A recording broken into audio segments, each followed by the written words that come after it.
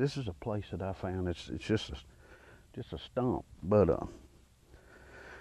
what it is, it's in a little transition area or a travel corridor for deer. Basically, we have a very large food source just right off of here. We got the river as a boundary on the backside. We got this bottom through here that just acts as a travel corridor for the deer and a transition area from one bedding area on up the river to another bedding area down the river. And the reason I put this stuff out, the reason I put this Khmer deer out, is to concentrate the deer into one area.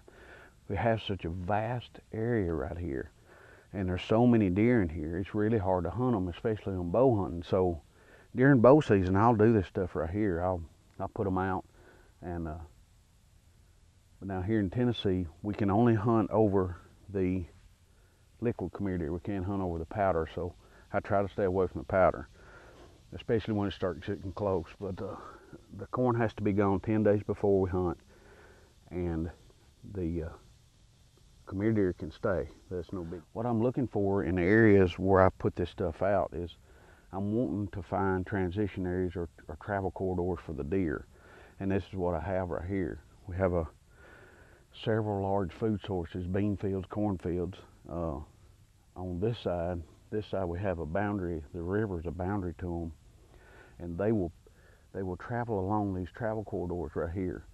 And what I'll do, I'll get in here and look around, try to find old stumps, old logs, something that's rotten or pretty close to rotten.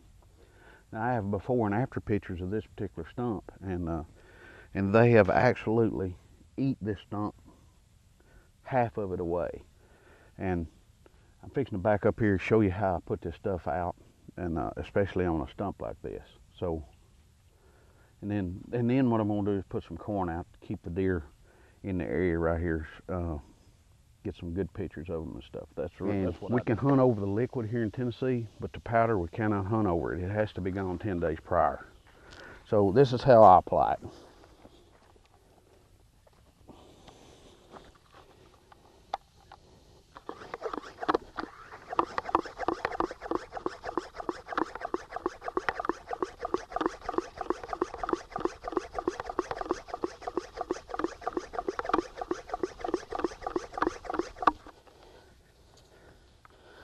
What I want to do, my sprayer got broke sometime or the other, so basically all I'm going to do, it don't matter to me, I'm just going to put it in on the stump anyway. And this afternoon, I guess I'm going to go buy me another sprayer.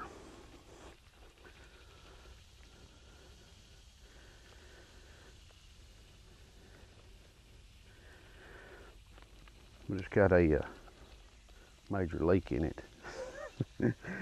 I broke it off or done something, I don't know. I stepped on it, I guess. But my goal here is to just saturate this stump as much as I can.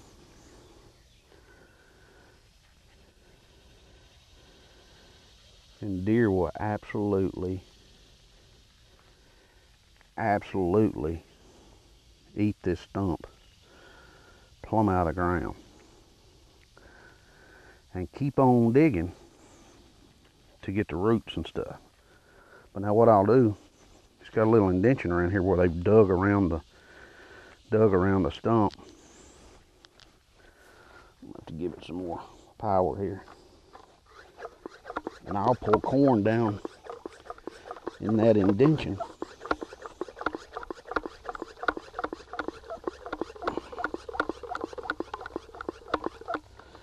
Well, the sprayer's in bad shape.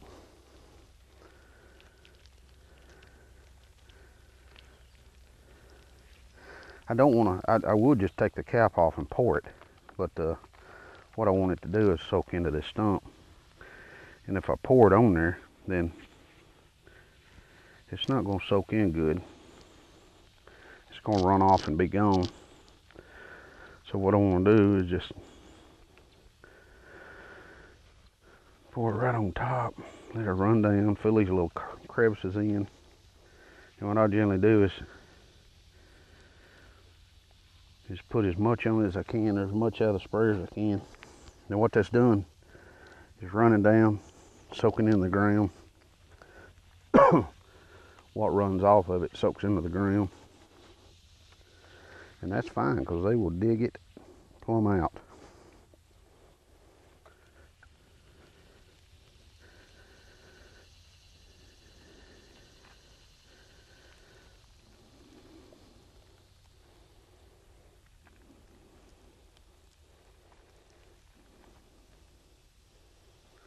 Like I said, I guess you could mix it up in a 5-gallon bucket and just pour it on the stump.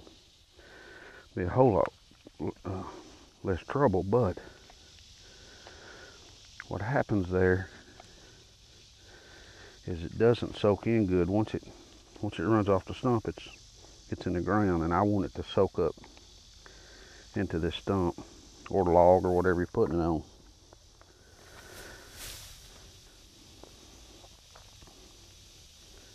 And I'm not worried about it running off. It's going to run off, but because the stump is vertical, it's not horizontal. But like a log or something, it's going to soak in a little better. So that's even more the reason why I don't want to just pour it on.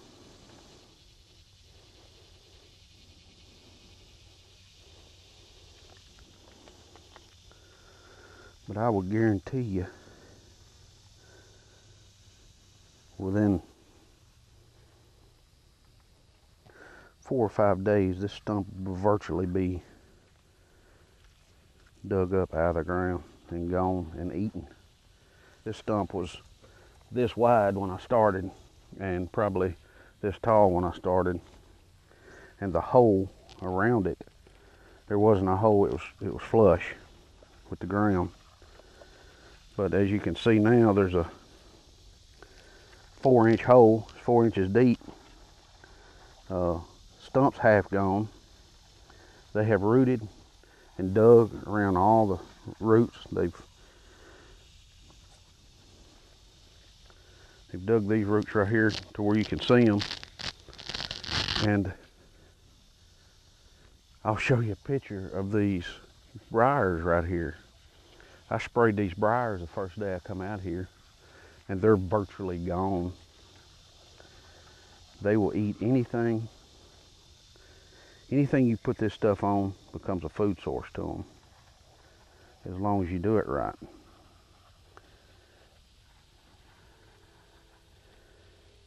Took me a minute, but I put the whole sprayer on it, the whole contents of it. And now that was only half a bottle in about, I don't know, half a gallon, 3/4 gallon of water. Now, I will show you here in just a few days how much difference this right here makes. Refreshing it like I did. This is actually the second time I put it on it. Put it on the very first time was about 2 weeks ago.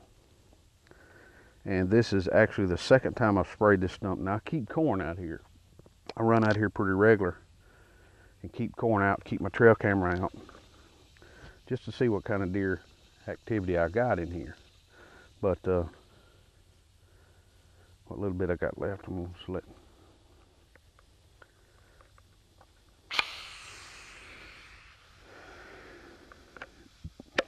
This is too expensive stuff to scout with, but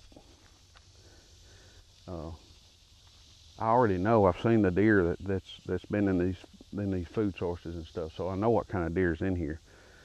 But what I'm trying to say is, if you're using this stuff just for scouting, it's going to get too expensive. So what you need to do is do your homework, make sure your deer's, make sure you're in the travel corridors and stuff that your deer's coming through, and then start applying this stuff and see the effects of it. But all I'm trying to do is concentrate them into one area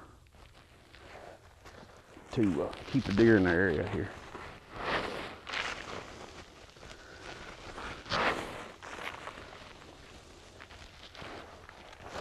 I'll put the rest of this corn out.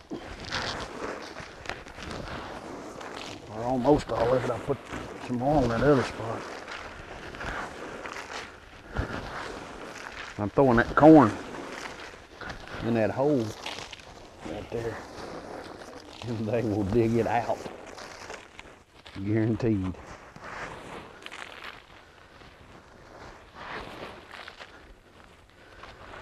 Like I said, check your rules and regulations.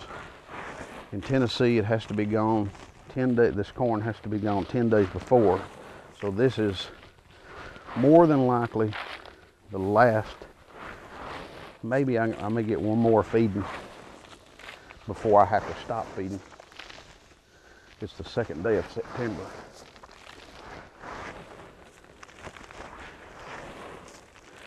And I may get one more feeding in the next 4 or 5 days.